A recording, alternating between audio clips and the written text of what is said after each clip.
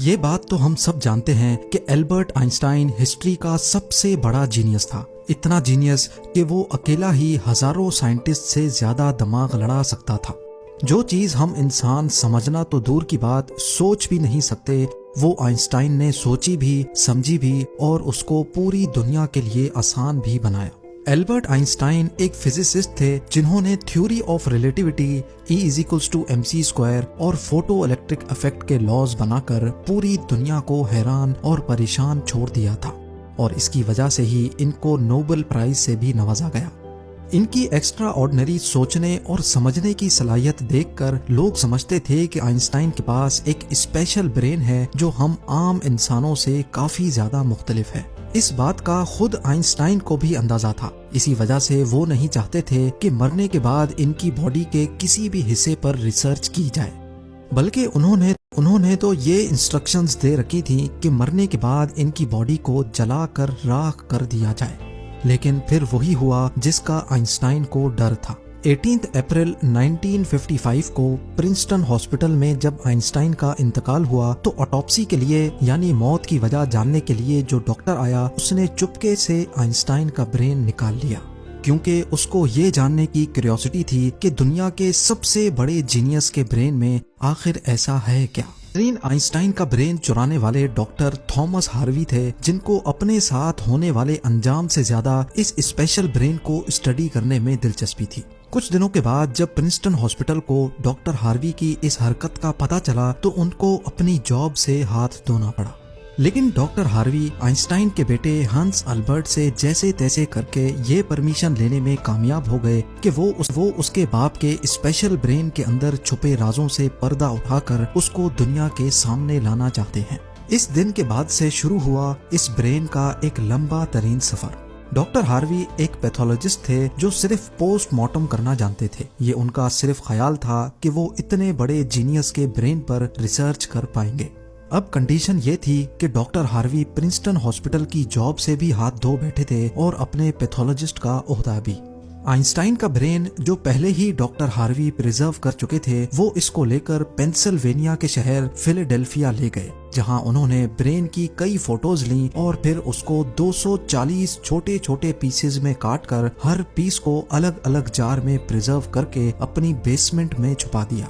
इसी मसले को लेकर डॉक्टर हार्वी का अपनी बीवी के साथ कई बार झगड़ा होता रहता था, क्योंकि उनकी बीवी अक्सर ये धमकी देती थी कि वो इस ब्रेन को उठाकर कहीं फेंक देगी। एक दिन झगड़ा इतना बढ़ गया कि दोनों मियाँ बीवी को डाइवोर्स लेकर अलग होना पड़ा और डॉक्टर हार्वी ब्रेन लेकर कैंसस के शहर विचिटा चले गए, जहां वो एक बायोलॉजिकल टेस्टिंग लैब में मेडिकल सुपरवाइजर की नौकरी करने लगे और यहाँ वो अपने फारिग टाइम में आइंस्टाइन के ब्रेन पर खूब स्टडी करने की कोशिश करते। इसके बाद कई बार वो अलग अलग जॉब छोड़कर मुख्तलिफ शहरों में ये ब्रेन लेके घूमते रहे। कई साल गुजर चुके थे लेकिन डॉक्टर हार्वी आइंस्टाइन के ब्रेन पर कुछ खास रिसर्च ना कर सके। उल्टा उनका मेडिकल लाइसेंस ही कैंसिल कर दिया गया और नौबत यहाँ तक आ गई कि उनको एक प्लास्टिक की फैक्ट्री में जॉब स्टार्ट करनी पड़ी। तभी उन्होंने पहली बार एक अच्छा फैसला किया कि वो इनके ब्रेन के अलग अलग हिस्सों को दुनिया भर के बेस्ट न्यूरोपैथोलॉजिस्ट के पास डिटेल्ड रिसर्च के लिए भेजेंगे। लिहाजा उन्होंने ऐसा ही किया। 1955 में ब्रेन चोरी होने के 30 सालों के बाद यानी 1985 में पहली बार आइंस्टाइन के ब्रेन पर एक स्टडी पब्लिश की गई। इसके बाद अगले 28 सालों तक इस जीनियस ब्रेन पर दुनिया भर के न्यूरोपैथोलॉजिस्ट ने कई स्टडीज पब्लिश की, जिनमें बताया गया कि आइंस्टाइन का ब्रेन आम इंसान के ब्रेन से काफी डिफरेंट था। सबसे बड़ा डिफरेंस ब्रेन के कॉर्पस कैलोसम नामी हिस्से में पाया गया। अब यहाँ ये जानना जरूरी है कि इंसानी ब्रेन दो अलग अलग हिस्सों में डिवाइडेड होता है। इंसान जो भी काम करता है वो ब्रेन के एक हिस्से में पहले प्रोसेस होता है और फिर ब्रेन हमारे जिस्म के उस हिस्से को सिग्नल देता है। लेफ्ट ब्रेन हमारे जिस्म के राइट हिस्सों को कंट्रोल करता है, जबकि राइट ब्रेन हमारे जिस्म के लेफ्ट हिस्से को कंट्रोल करता है। इसके अलावा 90% इंसानों का लेफ्ट ब्रेन बोलने, समझने, मैथमेटिकल कैलकुलेशंस और राइटिंग यानी लिखने के दौरान काम करता है, जबकि राइट ब्रेन के पास क्रिएटिविटी, शेप्स को पहचानने, आर्ट और म्यूजिकल स्किल्स की जिम्मेदारी होती है। अब आप भी ये सोच रहे होंगे कि इस सब में कॉर्पस कैलोसम का क्या काम है। फर्ज कर लें कि आप कीबोर्ड पर टाइपिंग कर रहे हैं या फिर मोबाइल फोन पर। इस दौरान हमारे दोनों हाथ टाइपिंग करने में बिजी हैं। कुछ अल्फाबेट्स हमारा सीधा हाथ टाइप कर रहा है तो कुछ उल्टा हाथ। टाइपिंग के दौरान आपके लेफ्ट हैंड से एक मिस्टेक हुई तो आपने फौरन अपना राइट हैंड इस्तेमाल करके उस मिस्टेक को इरेज किया। तो इसका मतलब ये हुआ कि जब हमारे राइट ब्रेन से मिस्टेक हुई तो उसने लेफ्ट ब्रेन को फौरन सिग्नल देकर वो मिस्टेक ठीक करवाई। ब्रेन के दोनों हिस्से आपस में जिस चीज के थ्रू कम्युनिकेट करते हैं उसको कॉर्पस कैलोसम कहा जाता है। और आइंस्टाइन का कॉर्पस कैलोसम आम इंसानों के मुकाबले में कुछ ज्यादा ही बड़ा था, यानी उनका लेफ्ट और राइट ब्रेन का आपस में बहुत स्ट्रॉन्ग कनेक्शन था, जिसकी वजह से आइंस्टाइन एक ही वक्त में काफी कॉम्प्लेक्स प्रॉब्लम्स और सिचुएशंस को इमेजिन कर सकते थे। कॉर्पस कैलोसम के बड़े होने के अलावा आइंस्टाइन के ब्रेन का पैटर्न भी आम इंसानों से काफी मुख्तलिफ था और रिसर्चर्स का मानना है कि इसकी वजह से ब्रेन में न्यूरॉन्स का फ्लो काफी बेहतर था। न्यूरॉन्स के अच्छे फ्लो होने का मतलब है कि इनकी मैथमेटिकल कैलकुलेशंस की पावर काफी ज्यादा स्ट्रॉन्ग थी। Albert Einstein complex mathematical problems को बगैर पेन और पेपर के अपने दिमाग की मदद से ही सॉल्व करने की काबिलियत रखते थे। न्यूरॉन्स ज्यादा होने की एक और वजह भी रिसर्च पेपर्स में बताई गई। जब आइंस्टाइन के ब्रेन का वजन किया गया तो उसका वजन 1230 ग्राम था, जबकि आम इंसानों का 1400 ग्राम होता है। रिसर्चर्स का मानना है कि इनके ब्रेन की लाइनिंग काफी पतली थी, जिसकी वजह से इनमें ज्यादा न्यूरॉन्स पाए जाते थे। लेकिन सबसे बड़ा सवाल अभी भी वही था कि क्या आइंस्टाइन ऐसे स्पेशल ब्रेन के साथ पैदा हुए थे या इनके पैदा होने के बाद इसमें चेंजेस आई। जांच के बाद मालूम पड़ा कि एल्बर्ट आइंस्टाइन जब पैदा हुए थे तो वो पूरे 5 सालों तक बोल नहीं सकते थे, जबकि दूसरे बच्चे 2 या 3 साल की उम्र में बोलना शुरू कर देते हैं।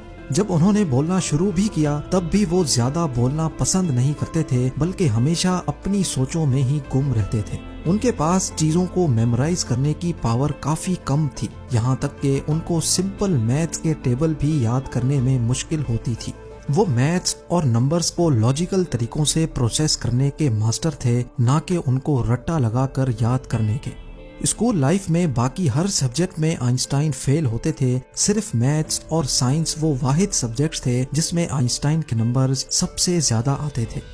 जब एल्बर्ट आइंस्टाइन 12 साल के थे तब एक फैमिली टीचर अपनी ज्योमेट्री की बुक इनके पास भूल गए। हैरत अंगेज तौर पे सिर्फ एक ही दिन में आइंस्टाइन वो पूरी बुक पढ़कर अपने ज्योमेट्री के कॉन्सेप्ट्स क्लियर कर बैठे। ना सिर्फ इतना बल्कि सिर्फ 14 साल की उम्र में ही वो इंटीग्रल और डिफरेंशियल कैलकुलस के मास्टर बन चुके थे। मैथ्स और साइंस में इनकी इतनी स्ट्रॉन्ग ग्रिप थी कि जब वो क्लासरूम में कोई सवाल पूछने के लिए हाथ खड़ा करते थे तो प्रोफेसर्स घबराने लगते थे, क्योंकि आइंस्टाइन के अक्सर सवाल टीचर्स के भी ऊपर से गुजर जाते थे। छोटी सी उम्र में ही वो इस यूनिवर्स के लॉज को एक छोटी सी इक्वेशन में बंद करना चाहते थे और यही उन्होंने अपनी जिंदगी का मकसद बना लिया था। 26 साल की उम्र में आइंस्टाइन ने 4 रिसर्च पेपर्स पब्लिश करके पूरी दुनिया को हैरान कर डाला और इसी वजह से उनको पीएचडी की डिग्री और ह्यूमैनिटी के लिए आला किरदार अदा करने की सूरत में नोबेल प्राइज से भी नवाजा गया। इसका अंदाजा आप सिर्फ इस बात से लगा लें कि आज भी आइंस्टाइन की उन थीसिस के बिना साइंस बिल्कुल अधूरी है। कई डॉक्टर्स और साइंटिस्ट ने ये नतीजा निकाला कि आइंस्टाइन का ब्रेन उनके पैदा होने के बाद स्पेशल बना था, जिसकी सबसे बड़ी वजह यह थी कि जब उनको अपने सवालों का कोई जवाब नहीं मिलता था तो वो खुद अपने दिमाग की मदद से जवाब तलाश किया करते थे। छोटी उम्र में ही ऐसा करने से इनका ब्रेन उसी हिसाब से डेवलप होता गया।